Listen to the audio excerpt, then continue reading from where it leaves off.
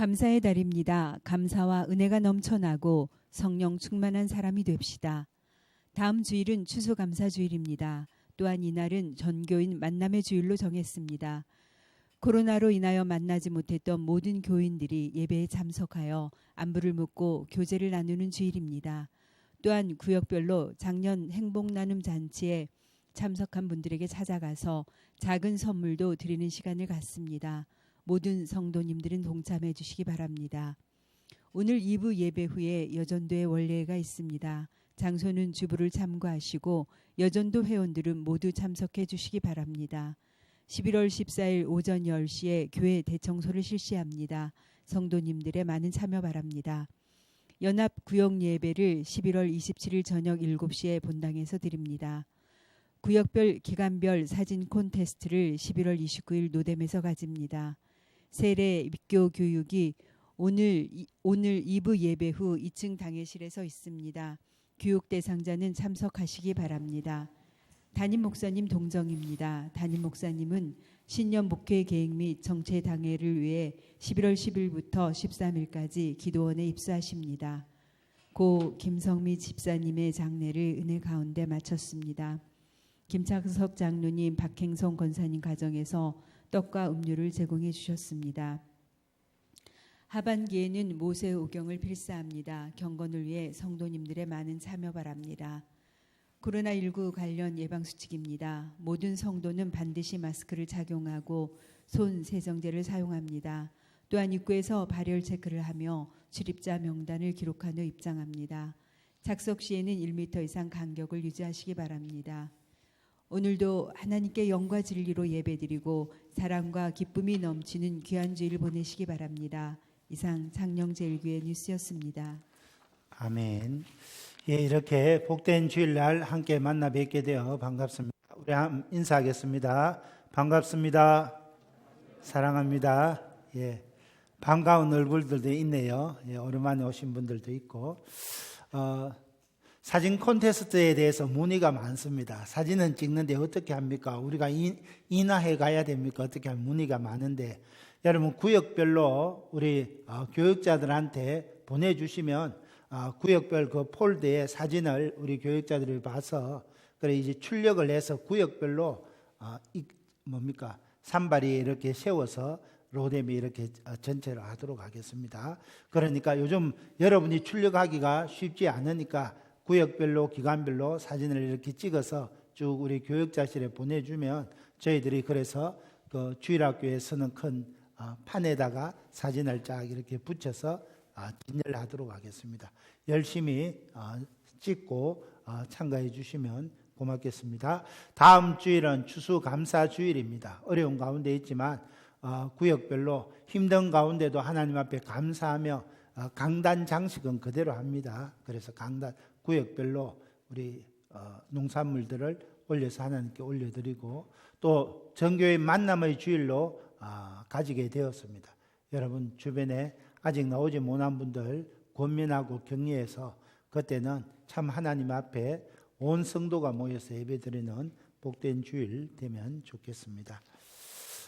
여러분 올해 2020년에는 우리가 생각지도 못했던 초유의 일이 일어났습니다. 잘 아는 대로 코로나19입니다. 그래서 요즘은 마스크가 일상이 되어버렸습니다. 마스크 쓰지 않으면 우리가 외출도 하지 못하고 모임도 하지 못하는 그런 시대였습니다. 그 가운데서도 우리 대한예수교 장로회 고신총회가 9월에 있을 예정이었는데 코로나19로 인해서 계속 연기되었습니다. 그리고 보통 3박 4일, 4박 5일 하는데 한목에 모이지 못하고 1차, 2차, 3차로 나뉘어서 모였었습니다. 그 와중에서도 우리 제70회 대한예수교 장로회 고신총회가 이번 70회 총회를 하면서 한 가지 귀한 결정을 했습니다. 그것은 오늘 11월 8일을 태아 생명 존중 주일로 지키게 되었다는 겁니다. 여러분 요즘 생명을 경시하는 풍조가 만연합니다. 뿐만 아니라 엄마의 태중에 있는 태아를 소홀히 하고 태아도 하나의 인격체고 또 하나님이 주신 생명인데 소홀히 하는 경향이 많아서 이래서는 안 되겠다. 태아의 생명을 존중하자. 그래서 모든 대한민국 고신총회 산하 교회가 생명 존중 주일로 지키게 되었습니다. 지난 2019년 4월에 대한민국 헌법재판소는 현재의 낙태법이 헌법에 불일치한다 판정을 내렸습니다. 헌법 불일치 판정은 현재의 낙태법이 사실상 위헌임을 인정하면서 동시에 특정 시점까지는 유효하다는 판결입니다. 그 특정 시점이 바로 2020년 12월 31일입니다. 그러니까 12월 31일까지는 낙태법이 유효하지만은 지나고 나면 무효가 된다는 겁니다. 본래 낙태죄는 1953년도에 제정되었습니다. 형법상 낙태죄와 관련된 조항은 두 가지입니다. 첫째는 형법 269조 1항의 자기 낙태죄입니다. 낙태한 여성을 1년 이하 징역이나 200만 원 이하 벌금으로 처벌하도록 규정되어 있습니다. 두 번째는 동의 낙태죄로 형법 270조입니다. 수술한 의사도 2년 이하 징역으로 처벌하도록 되어 있습니다. 그만큼 태아의 생명도 귀하다. 그래서 1953년도에 그런 법을 제정한 것입니다. 이 1953년에 제정된 낙태법이 두 가지 위헌 판결이 나게 된 근거는 다음과 같습니다. 현재의 낙태법은 태아의 생명에 지나치게 우위를 둔 법이어서 여성의 자기 결정권을 손상시킨다. 내가 여성으로 나의 결정권이 있는데 내 결정권보다 여인의 뱃속에 있는 태아의 생명을 너무 지나치게 강조한다. 그래서 위헌이라는 겁니다. 결국 태아의 생명보다 여성의 자기 결정권을 더 우위에 두었습니다. 이것이 헌법의 정신에 맞다. 그래서 낙태법을 폐지해야 된다 주장하는 겁니다. 이 판결은 헌법재판소 위원 7대2로 결정되었습니다. 특정 시점까지 12월 31일까지는 현재의 낙태법이 유효하지만 낙태하면 벌을 받지만은 그 시점이 지나면 위헌이 되어 무효가 됩니다. 그렇기 때문에 정부는 각 부처와 협의하여 낙태법을 개정하는 안을 마련해서 2020년 10월 7일에 고시했습니다. 국회가 연말 12월 31일이 지나가기 전에 이것을 결정해야 합니다. 개정된 낙태법의 내용은 이렇습니다. 정자와 난자가 만나서 자궁에 착상한 이후에 14주까지는 자율적인 낙태가 허용되고 24주까지는 24시간의 생각할 기간을 거쳐서 조건부로 낙태할 수 있다는 겁니다. 여러분, 이런 개정안에도 낙태죄라는 규정은 살아 있습니다. 그래서 지금 여당 일부와 여성계에서는 낙태죄 자체를 폐지해야 한다 주장하고 있습니다. 낙태를 범죄시해서는 안 된다 주장합니다. 그래서 낙태는 그냥 여성의 자율권에 맡기자. 여성이 낙태하고 싶으면 언제든지 낙태할 수 있게 하고 그것은 죄가 아니다. 그렇게 하자 이렇게 주장합니다. 그러나 오늘 하나님의 말씀을 삶의 진리와 기본으로 믿는 우리 기독교에서는 생명은 난자와 정자가 수정된 순간부터 시작됨을 분명히 밝히고 있습니다. 모든 생명이 소중하지만 특별히 우리 인간의 생명이 소중한 것은 하나님의 형상으로 지음받았기 때문입니다. 그래서 하나님의 형상으로 지음받은 모든 생명을 어떤 다른 인간이 함부로 결정할 권리가 없다는 겁니다. 내 태중에 있는 태아지만은 하나님의 형상으로 지음받은 생명이기 때문에 내 마음대로 지울 수 없다는 겁니다. 그래서 오늘 우리 고신 총회는 성경에 근거해서 이렇게 천명했습니다. 첫째, 태아는 생명이라는 겁니다. 현재 헌법의 불합치 판정은 여성의 자기 결정권을 태중의 태아 생명보다 더 위에 둔 결정입니다. 그래서 태아의 생명을 여성의 장기 중의 일부분으로 보는 결정입니다.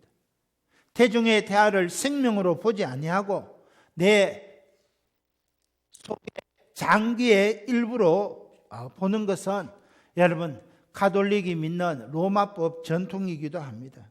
그래서 로마법에서도 출생 전의 태아는 모태의 일부분일 뿐이고 사람이 아니다, 그렇게 주장합니다. 실제로 오늘날 대한민국의 법도 태아를 사람으로 규정하지 않습니다.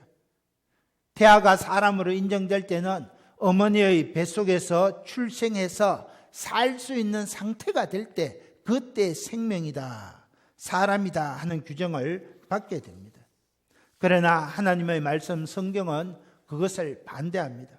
성경은 이렇게 말합니다. 시편 139편 13절 15절입니다. 주께서 내 내장을 지으시고 나의 모태에서 나를 만드셨나이다.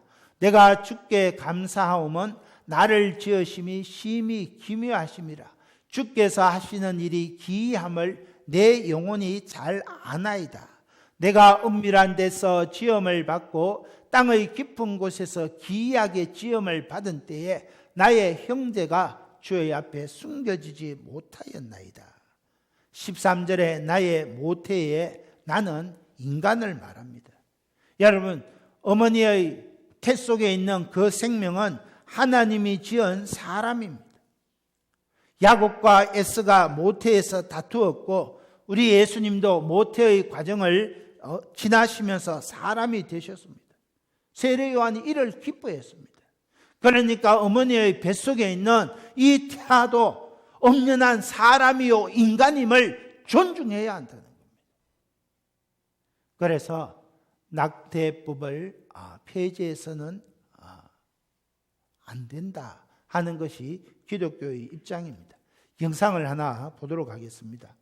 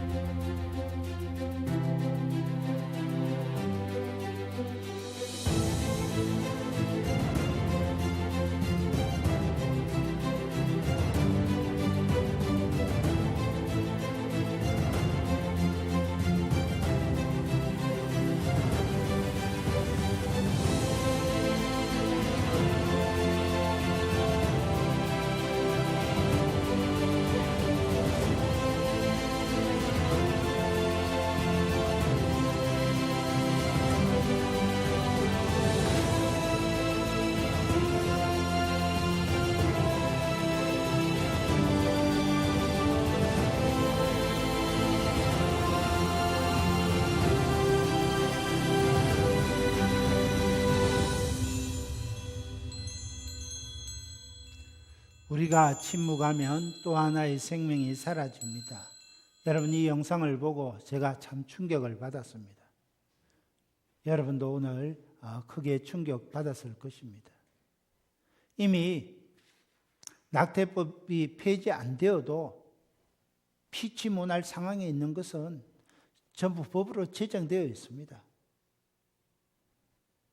지금 국회에서 다루지 않아도 됩니다.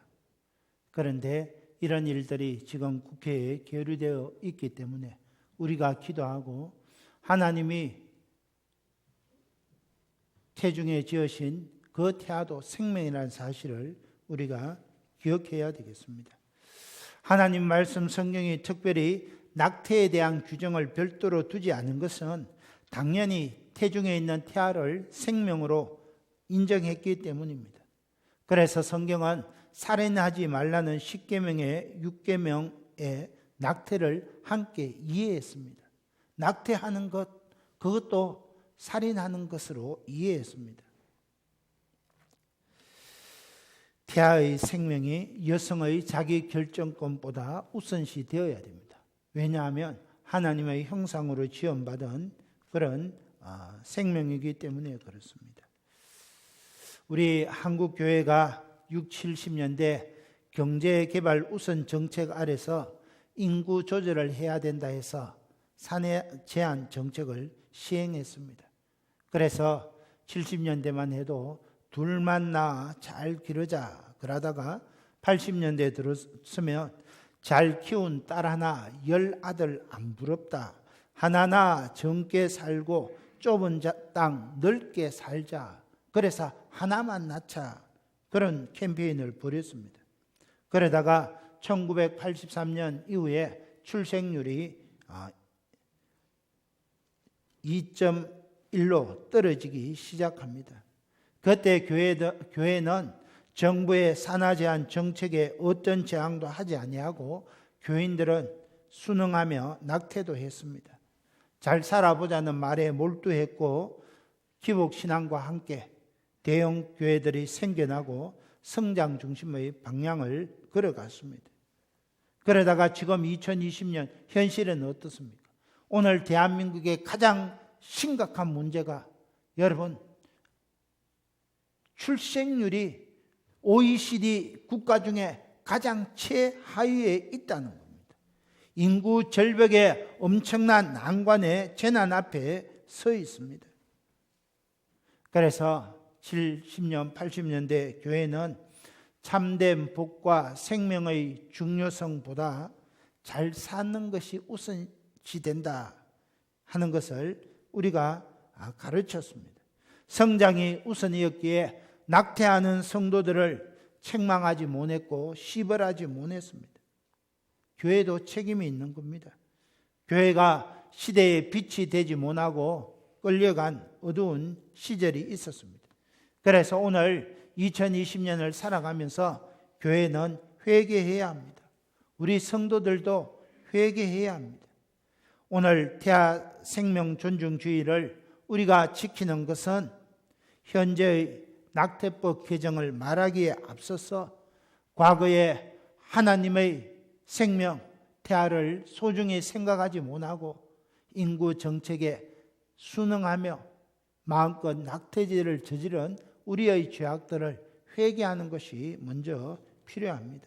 그래서 우리 고신총회는 회개합니다. 이렇게 5가지를 발표했습니다. 우리 같이 한번 읽어볼까요? 시작. 하나님, 우리가 회개합니다. 우리가 태아를 살릴 수도 죽게 할 수도 있다는 무지와 교만을 회개합니다. 둘째, 하나님께서 생육하고 번성하여 땅에 충만하라는 명령을 주셨는데도 우리의 유익과 편리에 따라 태아가 태어나기도 전에 낙태시킨 것을 회개합니다. 셋째, 하나님께서 살인하지 말라고 명령하셨는데도 내 마음대로 태아를 살인한 죄를 뉘우치며 회개합니다. 넷째, 생명의 결정권은 하나님께 있음에도 마치 사람에게 최종적인 결정권이 있다고 착각함을 회개합니다. 다섯째, 낙태가 비성경적인 것이요 살인하는 행위임을 가르치지 못한 교회의 죄를 회개합니다. 여러분, 오늘 우리 교회가 생명의 복을 제대로 가르치지 못하고 시대를 바르게 분별하지 못했던 어리석음을 회개해야 합니다.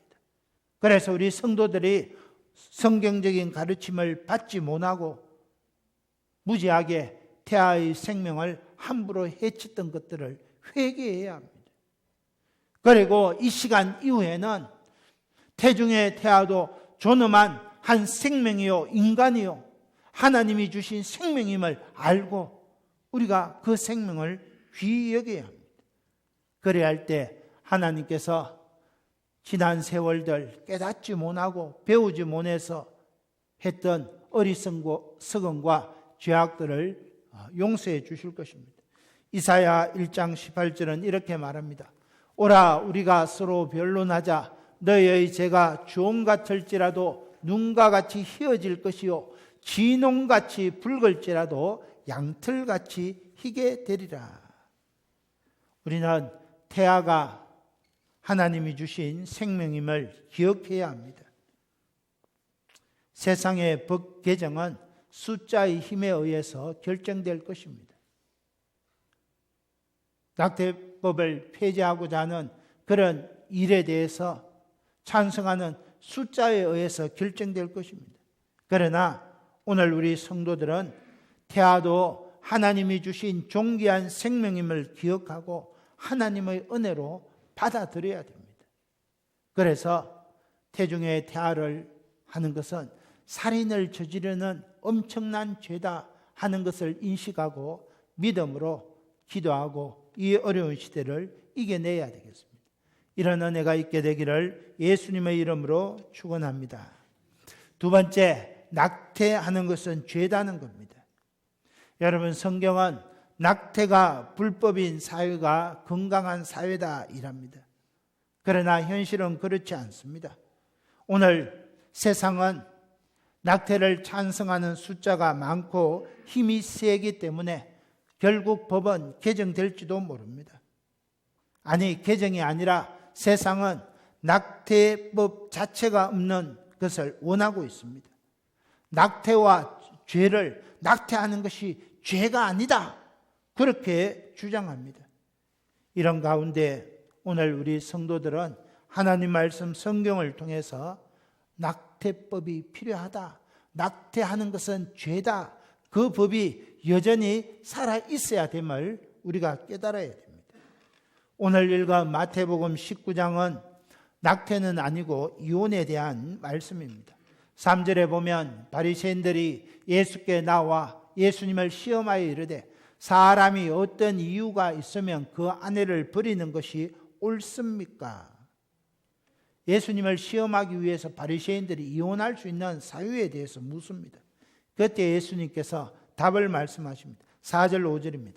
예수께서 대답하여 이르시되 사람을 지으신 이가 본래 그들을 남자와 여자로 지으시고 말씀하시기를 그러므로 사람이 부모를 떠나 아내에게 합하여 그 둘이 한 몸이 될지니라 하신 것을 읽지 못하였느냐. 하나님께서 남자와 여자로 창조하시고 두 사람이 한 몸 되게 하셨습니다. 결혼은 두 사람이 한 몸이 되는 것입니다. 하나님께서 한 몸 되게 하신 것을 나누어서는 안 된다는 겁니다. 그래서 예수님께서 6절에 이렇게 말씀하십니다. 그런즉 이제는 둘이 아니요 한 몸이니 하나님이 짝지어 주신 것을 사람이 나누지 못할지니라. 이혼해서는 안 된다. 이것이 성경의 대원칙입니다. 태중의 태아를 여성의 결정권을 인정해서 마음대로 생명을 지어버려서는 안 된다. 태중의 태아를 지우는 것은 살인하는 것이다. 이것이 성경의 가르침입니다. 예수님이 하나님이 짝지어 주신 것을 사람이 나누어서는 안 된다. 그러니까 바리새인들이 아니 우리 믿음의 조상 모세는 이혼 정서를 주면은 이혼할 수 있다고 하던데요. 지금 선생님의 가르침과 위대한 지도자 모세의 가르침과 충돌이 있는 것 아닙니까? 그러니까 예수님께서 8절 9절에 말씀하십니다. 예수께서 이르시되 모세가 그렇게 말한 것은 너희 마음의 완악함 때문에 아내 버림을 허락하였거니와 본래는 그렇지 않다. 내가 너희에게 말하노니 누구든지 음행한 이유 외에 아내를 버리고 다른 데 장가드는 자는 간음함이니라. 십계명을 어기는 죄악이라는 겁니다. 너희 마음에 너희들의 악함 때문에 모세가 그런 말을 한 것이지 본래는 그렇지 않다는 겁니다. 음행한 이유 외에는 부부가 한몸 되는 것을 깨어서는 안 됩니다. 그런데 모세가 이혼 정서를 주어 이혼하라는 이 모세의 법 규정은 본래 이혼이 잘못된 것임을 반영하고 있습니다. 여러분, 모든 법은 최저점을 규정하는 마지노선입니다. 예를 들면 복음서에 읽어보면 눈에는 눈이요 이에는 이로 행하라 동형 보복법이 나타납니다. 여러분, 눈에는 눈, 이에는 이, 이것은 나를 해한 사람에게 더 심한 그런 규정을 취해서 더 강하게 심하게 보복해서는 안 된다는 규정입니다. 눈에는 눈으로 이에는 이로 이 말씀은 보복하지 말고 할 수 있으면 용서해라, 이런 메시지를 담고 있습니다.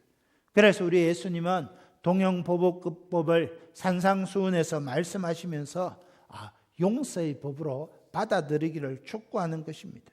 마찬가지입니다. 모세가 이혼 정서를 내주어 이혼을 말하는 것은 이혼 정서라는 장애물을 두어서 이혼을 막으려는 뜻이 있다는 겁니다. 우리가 그것을 이해해야 합니다. 이것을 낙태에 적용하면 이렇습니다. 여러분, 오늘 2020년 대한민국 현실은 낙태가 이미 만연합니다. 만연하기 때문에 낙태를 법으로 규정하지 않으면 낙태가 죄인 줄 깨닫지 못하다는 겁니다. 하나님의 말씀 성경은 낙태는 살인입니다. 그래서 이런 기준을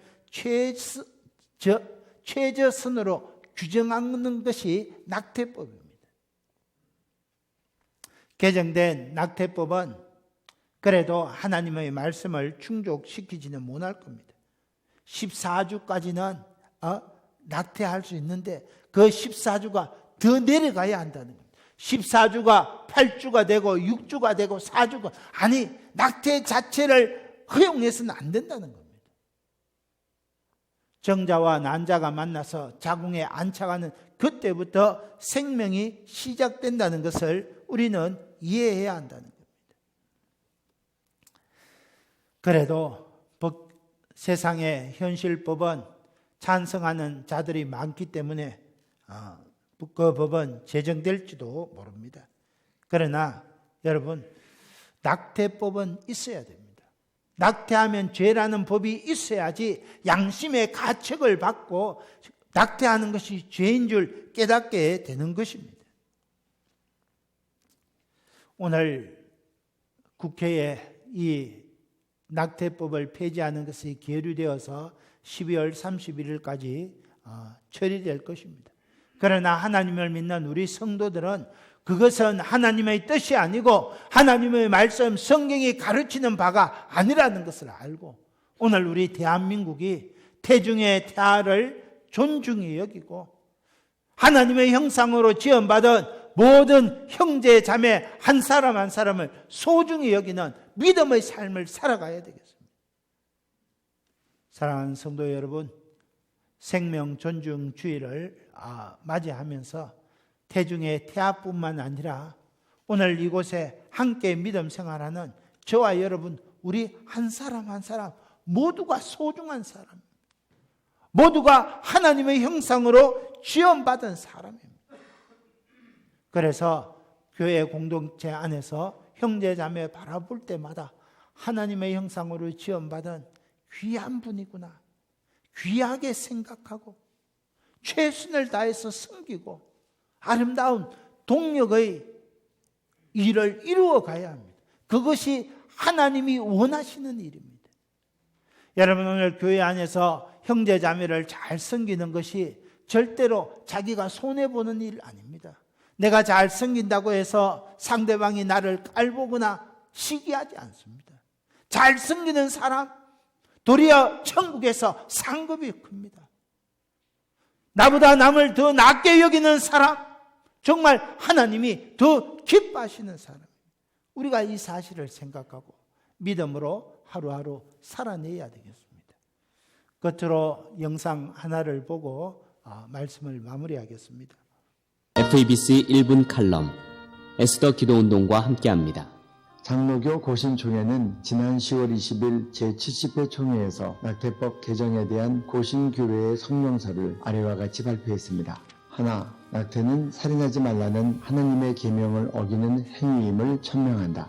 하나, 고신교회는 2020년 11월 8일 주일을 태아 생명 존중 주일로 선포한다. 태아가 가진 생명의 신비를 믿음으로 고백한다. 또한 과거 낙태의 죄들을 공적으로 회개한다.